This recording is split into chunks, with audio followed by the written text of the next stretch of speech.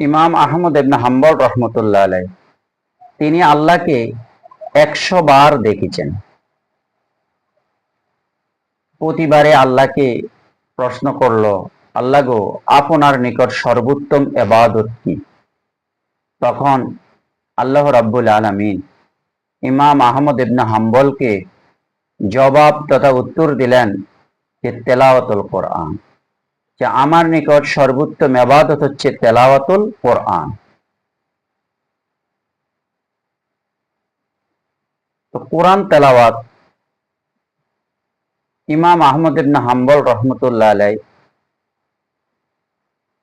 তিনি কোরআনকে কাদিম বলেছেন। আল্লাহ যেরকম কাদিম, কোরআনও কাদিম। এই কথা বলার কারণে তৎকালীন গভর্নর ইমাম আহমদ ইবনে হাম্বল রহমতুল্লাহ আলাইকে 100টা বেতাঘাত করেছেন।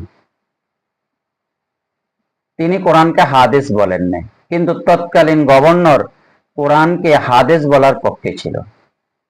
পরিশেষে ইমাম আহমদ ইবনে হাম্বলকে মাল্টা দ্বীপের মধ্যে বন্দী করে রেখেছেন। তিনি সেখানে সেজদারত অবস্থায় মাল্টা দ্বীপের মধ্যে তিনি শাহাদাত বরণ করেছেন। তো আমরা ইমাম আহমদ ইবনে হাম্বল রহমতুল্লাহ আলাইহির জন্য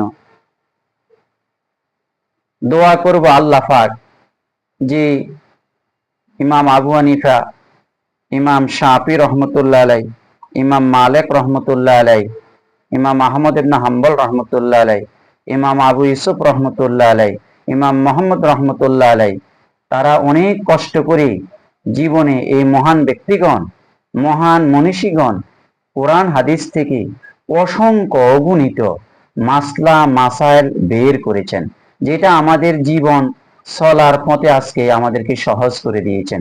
তো আল্লাহ পাক সাকাল্লাহু সারাহু ওয়া জাআলাল জান্নাতা মাসওয়াহু, আল্লাহ পাক তাদের কবরটাকে জান্নাতের টুকরা বানাইয়া দেও, আমরা সেই প্রত্যাশা করি এবং আমরা সবসময় দোয়া করব তারা যে আমাদের জন্য আজকে মাসালাগুলি বের করে দিয়ে সহজ ভাবে চলার তৌফিক দান করেছেন।